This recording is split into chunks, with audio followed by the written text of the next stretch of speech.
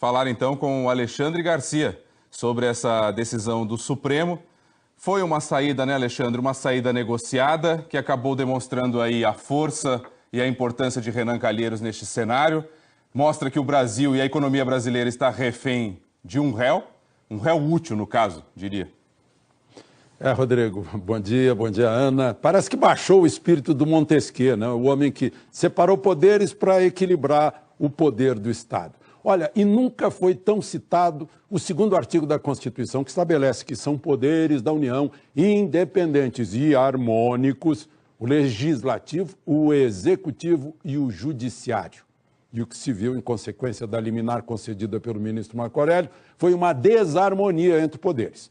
O ex-ministro do Supremo, Aires Brito, lembra que o Judiciário, nessa relação da Constituição, ficou para o fim, nessa ordem aí expressada pela Constituição, que é para mostrar que o Judiciário é que dá a palavra final. O Supremo ontem foi o poder moderador. Em lugar de espadas, canhões, foi o poder moderador. Depois da rebelião do presidente e da mesa do Senado. Encontrou-se o caminho óbvio que despontaria logo para uma mente mais simples, né? Se réu não pode substituir o presidente, então que não possa. Mas não há empecilho para o réu ser presidente do Senado. E o Senado vai continuar tendo um réu como presidente e carregar esse ônus. A presidente do Supremo, ministra Carmen Lúcia, sempre jogou água onde poderiam crescer chamas. E o decano Celso de Mello, mais experiente, mostrou o caminho entre a água e a chama. E Renan, depois da arrogância de não receber a intimação do Supremo, passou a falar em humildade na nota que a gente viu aí, né, em que recebe a decisão. O mau exemplo de um chefe de poder não aceitar uma decisão judicial não passou em branco.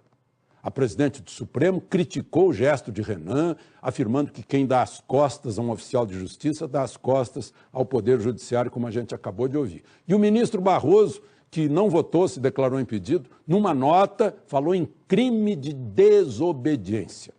Mas também, no julgamento de ontem, juízes ministros destacaram que faltou a liminar de Marco Aurélio o periculum in mora, que em latim significa uma urgência que justifique uma liminar, já que não havia viagem iminente do presidente da República e do seu substituto imediato, o presidente da Câmara.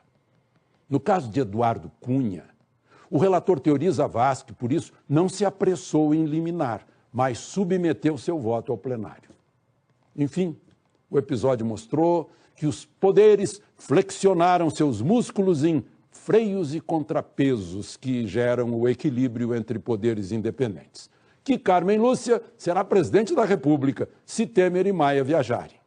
E que a PEC do limite de gastos volta à sua agenda natural e deve ser aprovada semana que vem.